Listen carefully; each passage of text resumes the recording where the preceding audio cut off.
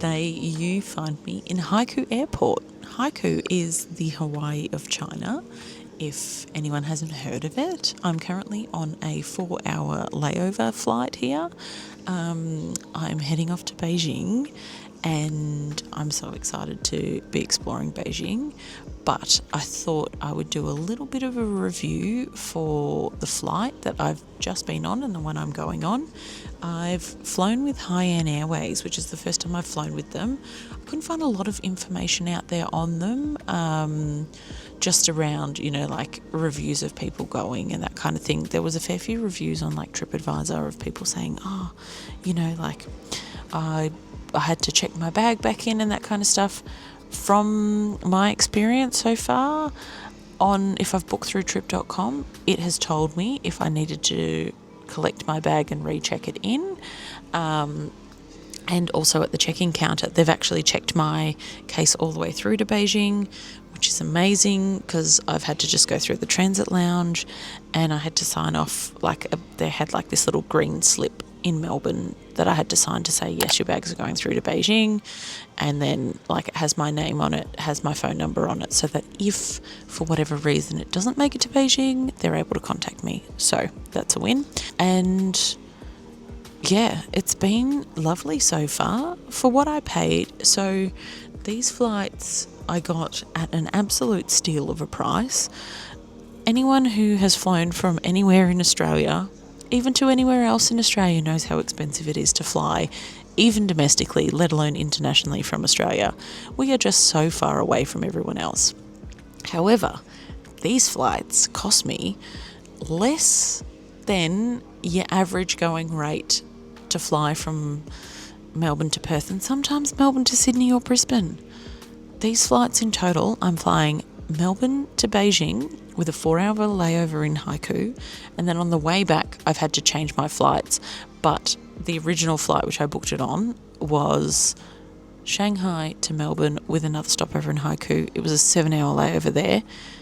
All up, total cost for the 2 flights with the layovers, which I think is not a bad deal, 470 Australian dollars, which is an absolute steal in my mind, and you can't get much cheaper than that.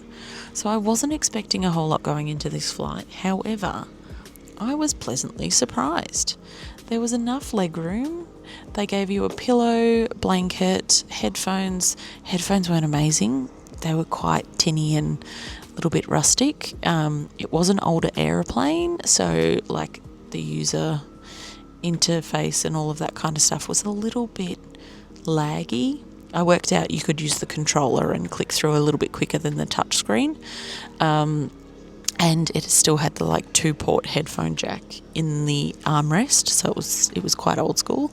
However, they had a huge array of entertainment on the screens. From albums, I scrolled through just the new and upcoming or the popular ones. They probably had nearly 100 albums on there that you could listen to. Everything from Charlie XCX's Brat to old school Arctic Monkeys to Passenger, and they had everything. Lana Del Rey, I think there was a Taylor Swift album on there. I'm not a Swiftie, but for the Swifties out there, go for your life. They also had HBO series on the TV series, and they had a good 4 or 5 episodes starting from episode 1 of a heap of these, of episode 1 of a certain season. So I was watching a bit of House of Dragon because I've watched the first season, haven't watched the second season. They had episodes 1 to 4 of the second season on there, so fantastic. And from movies, they've got so many new movies, Wicked is on there, so I did watch Wicked. They have, classics from your Finding Nemos and your Gladiators to the new Gladiator, Paddington, all of that kind of stuff. They had heaps to choose from. So you were spoilt for choice. It's not like you were hunting for something to look for that you would enjoy, which I find sometimes on certain airlines you do. Here, it was like they had a back catalogue of, I don't know how many pieces of entertainment, but I was really, really impressed with what was provided. Meals were good. Meals were delicious. I was going to go with the beef and black bean stir fry with rice, and then when they got to me, I was like, no, I want the chicken and mushroom with mashed potato. It was delicious. The lady next to me got the beef and black bean. Looked delicious as well. And it was substantial enough. The breakfast, I'm a sweet breakfast person, but I do enjoy savoury every now and again. I don't love a plain breakfast though. I'm not a fan of the eggs. The way they do the eggs, it's like the old powdered egg mix that they just dump out is what it tastes like in my mind, and I always feel a bit heavy and yuck after them. So I did get the egg omelette because the other choice was a noodle with chicken and mushroom. But yeah, meals wise was great. The staff were super tentative, and yeah, for the price I was paying, I feel like I got a really amazing service and would definitely fly with them again. Like, it's not sort of a, oh my God, I've had a terrible time. Like, for what you're paying, you know what you're getting into. I think if people are paying that price, like the $470 with return international flights, and you think it's going to be all the bells and whistles of like an Emirates or an Etihad, like,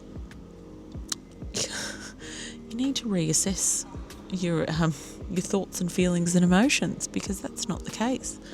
But yeah, for what I got was above and beyond. Like, it's what I've had on other airlines. So was super impressed, was really happy with it. So yeah.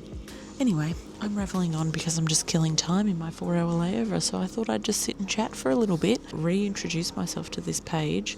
I've never done a flight review, so this is new to me, but it's something that I enjoy watching, and I like to get a bit of an understanding of what's on offer when I fly somewhere. And yeah, I was kind of looking for that going into this flight, and there wasn't much on it, so I thought I would document it and just be able to give people out there, if they're looking for it, a bit of an idea on what it's like to fly Hainan Airways from Melbourne to anywhere in China.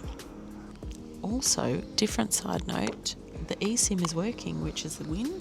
So I've been able to contact friends and family back home. I went with a Holafly SIM card because it's unlimited data, and yeah, it's got its own VPN built in. So I don't know whether it's saying I'm back in Australia, which is a bonus because I have access to all my Aussie apps. So I've been able to access Facebook, Messenger, Instagram, all of that, which is amazing already 5 minutes into being here.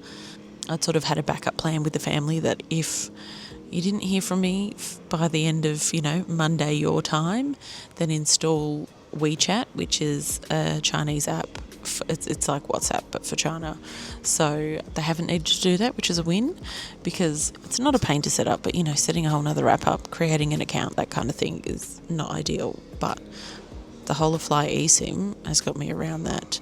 I think I've got a referral code. I'll pop it below if I do, and you can check it out. There's also a few other eSIMs out there, depending on how long you're going for. So I've booked this one. It's a 15-day unlimited plan because I'm here for 15 days. But you can also get from like Airlo and a few others, you can get set amounts. So it's like 10 gig for 7 days or whatever.